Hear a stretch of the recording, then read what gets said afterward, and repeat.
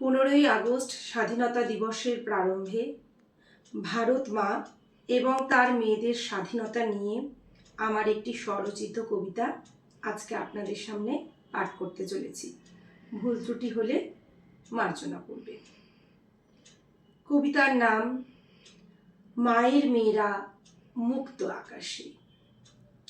ভারত মা ডাকেন তার কোটি কোটি সন্তানে, মাটির গন্ধে, নদীর টানে, শস্যের গানে।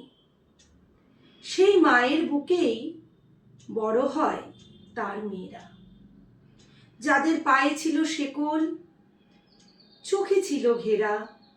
একদিন বলল তারা, আর নয় নীরবতা। আমরাও মানুষ, আমাদেরও আছে যোগ্যতা। খাতা কলম হাতে নিল, স্কুলের দরজা খুলল, চুলা চৌকাঠ পেরিয়ে মেয়েরা আকাশ ছুল।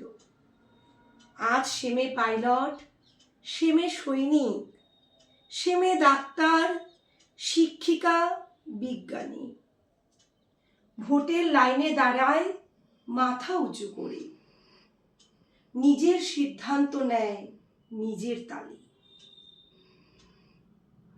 ভারত মা হাসেন, তার আঁচল ভরে যায় গর্বে। আমরা মেয়েরা আর পরাধীন নয় গর্বে। তবুও পথ বাকি, এখনো লড়াই আছে।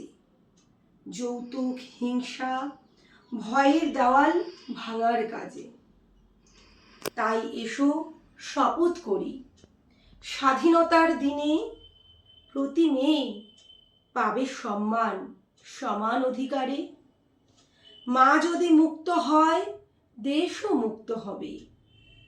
ভারত মায়ের স্বপ্ন সত্যি রবে।